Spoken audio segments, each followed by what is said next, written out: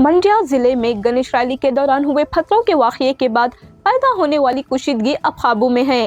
कर्नाटक के home minister जी परमेश्वरा ने मंगल को 9 सितंबर को कहा कि जो भी इस वाकये में मुलव्वस होगा इसे कानून के मुताबिक सजा दी जाएगी और किसी को माफ नहीं किया जाएगा। होम मिनिस्टर ने तमाम कम्युनिटीज से अपील की कि अमन कायम रखें और कानून अपने हाथ में ना लें। मद्दूर में भारी पुलिस तैनाती जारी है, जबकि सूरत हाल पुरअमन है और ये सब कुछ बीजेपी के बंद कॉल के बाद हुआ। वजीर ने बताया कि जिले के जिम्मेदार मिनिस्टर एन चलुवनारायण स्वामी अमन मीटिंग कर रहे हैं ताकि दोनों कम्युनिटीज मिलजुल कर आगे बढ़ सकें।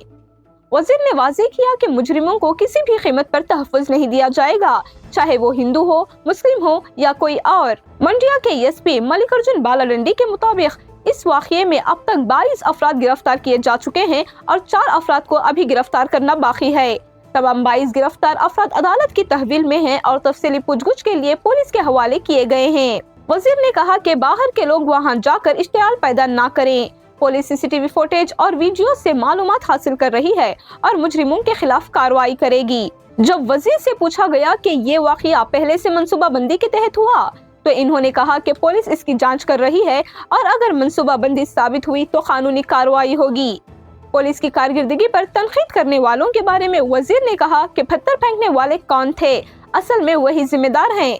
बीजेपी की जानिब से मद्दूर दौरे की तैयारी पर वजीर ने कहा कि सबको अमन कायम रखने में ताउन करना चाहिए और बिलावजह इश्तियाल अंगेजी नहीं होनी चाहिए।